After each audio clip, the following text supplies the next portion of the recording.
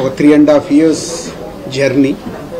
మీ అందరికీ తెలుసు 2021 ఆగస్టులో మొదలుపెట్టాం సినిమాని పూజా కార్యక్రమంతో. ఆల్మోస్ట్ ఒక 3.5 years జర్నీ.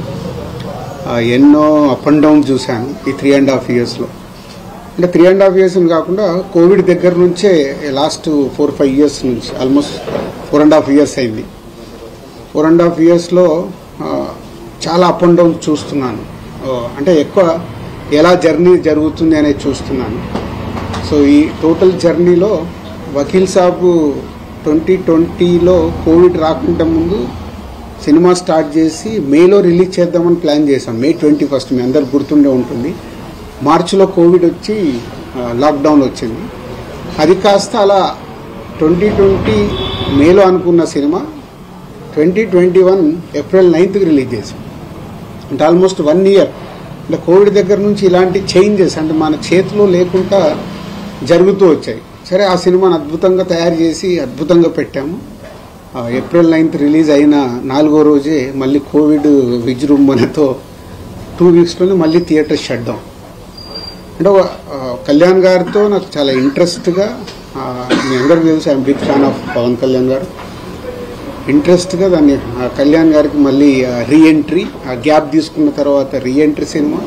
సో చాలా జాగ్రత్తగా దాన్ని బ్లాక్ బస్టర్ ఎలా అవుతుంది అనే దాని మీద డైరెక్టర్ అప్పుడు వేణు శ్రీరామ్ కానీ టీం కానీ అంత కష్టపడి చేశాం. మళ్ళీ కోవిడ్ రావడం, సెకండ్ లాక్డౌన్.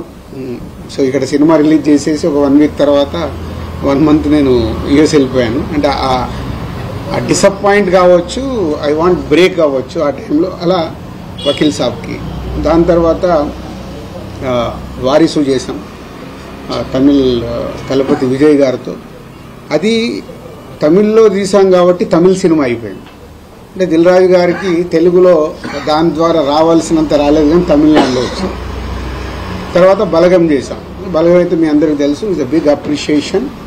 ఆ సినిమా కూడా ఏమైంది, సో అది తెలంగాణ నేటివిటీలో చేయడం వల్ల, తెలంగాణ బ్యాక్డ్రాప్లో సినిమా కాబట్టి తెలంగాణలో దానికి 100కు 100 మార్కులు వస్తే అదర్ దగ్గర 70-80% వచ్చాయి. అంటే మళ్ళీ యూనివర్సల్గా కొట్టలేకపోయాను.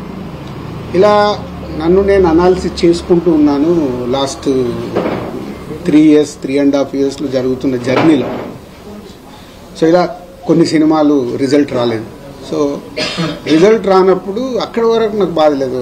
ఫ్యామిలీ స్టార్ రిలీజ్ అయ్యాక, రిలీజ్ రోజు నా గ్రాండ్ సన్ ఫోన్ చేశాడు. వాడికి మరి ఎలా చెప్పారో ఏంటో తెలియదు, తాత చాలా అప్సెట్లో ఉన్నావంట, నువ్వు అప్సెట్ అవ్వకు, ఎందుకంటే నీ చేతిలో గేమ్ చేంజర్ ఉంది, నువ్వు గేమ్ చేంజర్ కొడతావని. It's emotional moment for me. ఏంటి వీడు కూడా ఫోన్ చేసి, ఏజ్ ఇస్ 7 years బాయ్, నా గురించి ఇంత కన్సర్న్గా ఉన్నాడు అన్న తర్వాత నాలో మళ్ళీ ఒక చేంజ్ తీసుకున్నాను. నోనో, ఒక 7 years బాయ్ కూడా అడుగుతున్నాడు ఇలా అంటే ఏంటి, ఎక్కడ ఇన్స్పైర్ అవ్వాలి. సో సినిమాలు మళ్ళీ పాత రోజుల్లాగా నేను ఎక్కడ మిస్ అవుతున్నాను, ఎలా పట్టుకోవాలి అని ఒక టార్గెట్ స్టార్ట్ అయింది. నాట్ ఓన్లీ ఆరాంష్ వాడి పేరు,